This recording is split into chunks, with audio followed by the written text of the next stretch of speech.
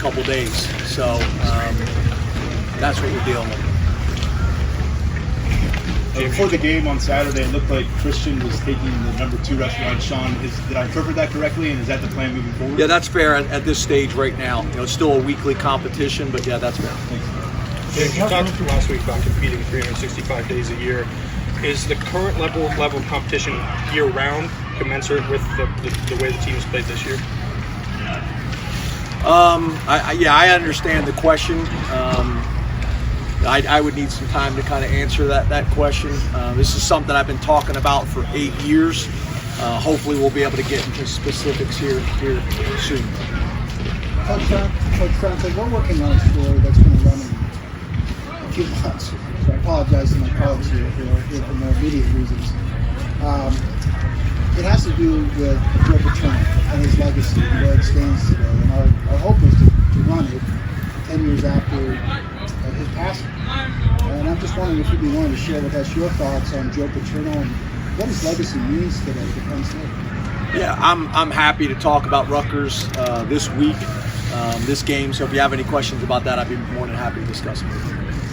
James, is Mike Miranda among the guys who had illness, or I know he left the game early on Saturday? Yes, sir.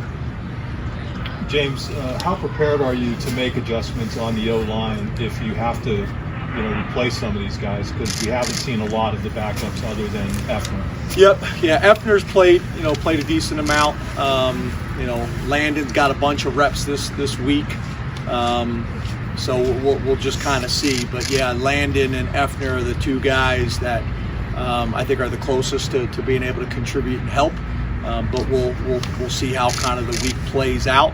Effner's obviously played multiple positions and done a bunch of things for us, but we may need more. We may need more. So Landon's also a guy who's a swing guy who's taking reps this week at guard and at tackle. So we'll see how that plays out.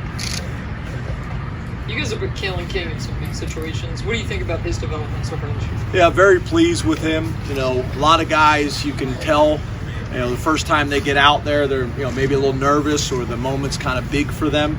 I never feel that way with Kalen. He's got tremendous confidence in himself.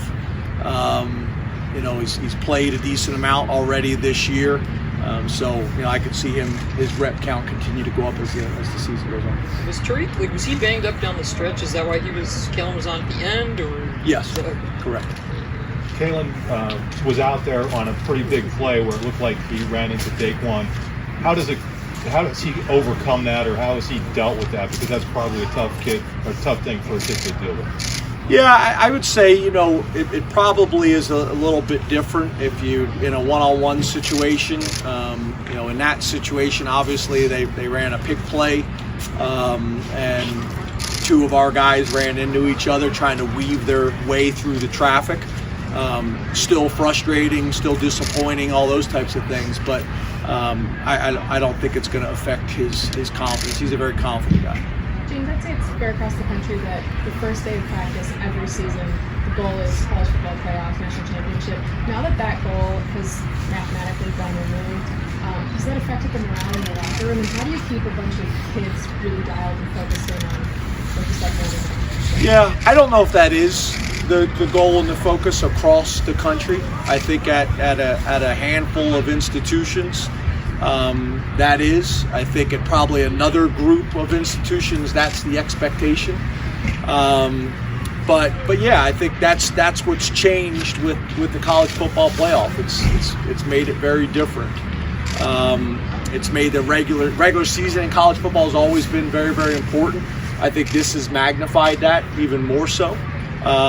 So yeah, it does. It creates some challenges. You see over the last number of years, you see a lot of programs and schools where guys are opting out of bowl games and things like that. We've been pretty fortunate, with those types of things. These guys got a lot of people in their ears with the change in policy from the NFL and from the NCAA. The agents can talk to our guys from the time they're a freshman and make recommendations on what they should and shouldn't do. It's complicated. It's much more complicated than it's ever been. There's no doubt about that. You mentioned another group of institutions, that's their goal, and I don't know if you included yourself. At this particular moment in that group of institutions, what is the goal right now, and how does that mesh with sort of the longer term plans that you have? Yep. Yeah, I think we're a part of those institutions, right? Where we've done it before at a very different time in college football, but we've done it before. That is the expectation, and that is the mentality. I think that is more than fair. So for us, I think you guys know, I try to keep our players and our program focused on being the best we possibly can be today, and trying to be 1-0 each week to try to keep our preparation and our approach consistent from week to week, no matter the outcome. That's easier said than done, as you know.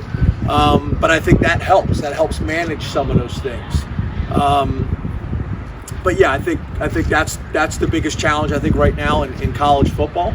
I think that's the discussions that we've been having, and you guys have been asking me a lot of questions about the competition 365 days a year. This isn't the first time I've been talking about those things. I remember standing out on that turf a long time ago when I first got here, talking to you guys about that, using the We Are Penn State as the backdrop, talking about the things that we're going to have to do year round to make that a reasonable option, a reasonable expectation. So keep chopping wood and keep doing the things we got to do to be successful. Coach, respectfully, you just addressed questions that on about Rutgers and this week. I'm just curious, would you be willing to sit down and talk about Coach Nittany Lions legacy at a future date, or is it just that you're not willing to do it here in this setting? Yeah, what we're talking about right now is the current program and what's going on.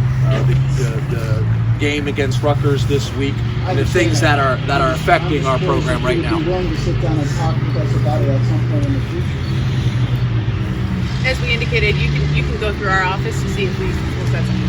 James, with senior day coming up, how would you evaluate Jaquan's tenure with the program, especially given the things he took to get to this point with Lackawanna, as well as the Yeah, I'm super proud of him. He's done a great job in every aspect that we've asked him to do, academically, athletically, socially.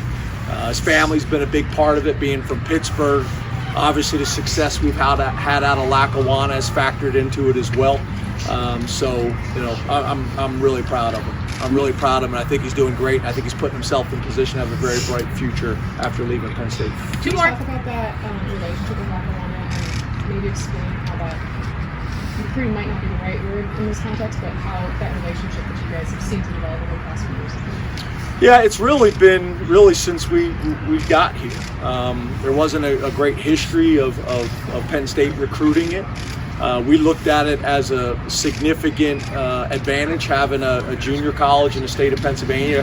The number of junior colleges have declined nationally, so it was an opportunity for us to keep some kids in the region that maybe had to take a different path to still come to Penn State.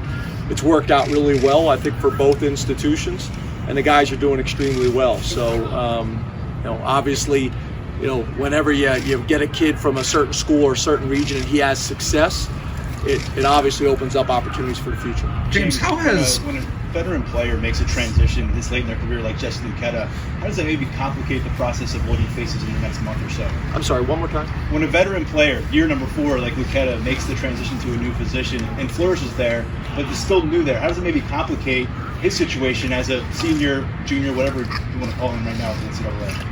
Yeah, I don't think it really complicates it. I think it really, it's probably no different than any other industry, right? The more things that you can do and the more value you can bring, to the institution or the team you're playing for, the better. No different in your guys' field as well. So I think the fact that Jesse could play Mike linebacker and thrive as an inside linebacker and then play defensive end, I think that helps people project him, whether it's a 3-4 outside linebacker or whether it's an inside linebacker, maybe even in a 3-4 system as well. So I think it helps him, and I know it helps us. Thank you very much, Coach. Thank you.